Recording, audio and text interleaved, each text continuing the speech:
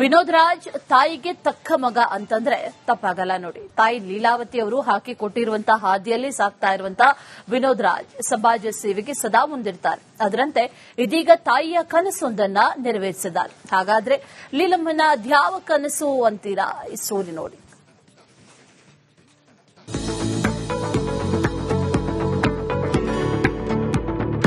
ವಿನೋದ್ ರಾಜ್ ಕನ್ನಡ ಚಿತ್ರರಂಗದಲ್ಲಿ ಕಳೆದ 3 ದಶಕಗಳಿಂದ ಹೆಚ್ಚು ಕಾಲದಿಂದ ಗುರುತಿಸಿಕೊಂಡಿರುವಂತಹ ಹೆಸರು.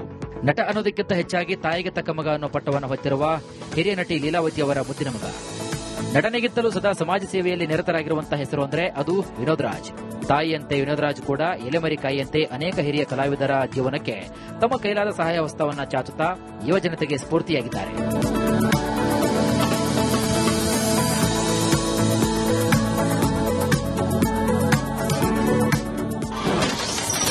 ಹಿರಿಯ ನಟರಿಗೆ ಆಸರಿಯಾದ ವಿನೋದ್ ರಾಜ್ ಲೀಲಮ್ಮನ ಕನಸನ್ನ ನೆರವೇರಿಸಿದ ಮಗ.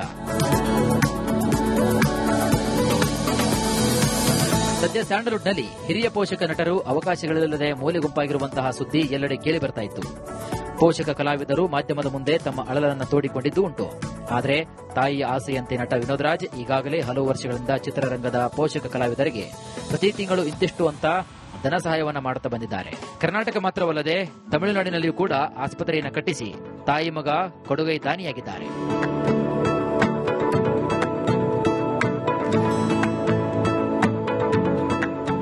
ಸ್ಯಾಂಡಲ್ವುಡ್ನಲ್ಲಿ ನಟರಾಗಿ ಬೆಳ್ಳಿತೆರೆಗೆ ಪಾದಾರ್ಪಣೆ ಮಾಡಿ ಅನೇಕ ದಶಕಗಳಿಂದ ಕಲಾ ರಸಿಕರನ್ನ ರಂಜಿಸಿದರು. ಇದೀಗ ಹಿರಿಯ ನಟರಾಗಿ ಅನೇಕ ಯುವ ಕಲಾವಿದರಿಗೆ ಸ್ಫೂರ್ತಿಯಾಗಿರುವಂತಹ ಹಿರಿಯ ನಟರಾದ ಪ್ರಣಯರಾಜ್ ಶ್ರೀನಾಥ್, ಹಿರಿಯ ನಟಿ ಲಕ್ಷ್ಮೀ ದೇವಮ್ಮ ಹಾಗೂ ಹಿರಿಯ ನಟಿ ಹರಿಣಿಯವರ ಕಲಾ ಸೇವೆಯನ್ನು ಗುರುತಿಸಿ ಅವರಿಗೆ ಗೌರವಪೂರ್ವಕವಾಗಿ ರಜತ ಪದಕದ ನೆನಪಿನ ಕಾಣಿಕೆ ಗೌರವಧನ ನೀಡಿ ಸನ್ಮಾನಿಸಿ ನಟ ವಿನೋದ್ ರಾಜ್ ಸಾರ್ಥಕತೆ ಮೆರೆದಿದ್ದಾರೆ.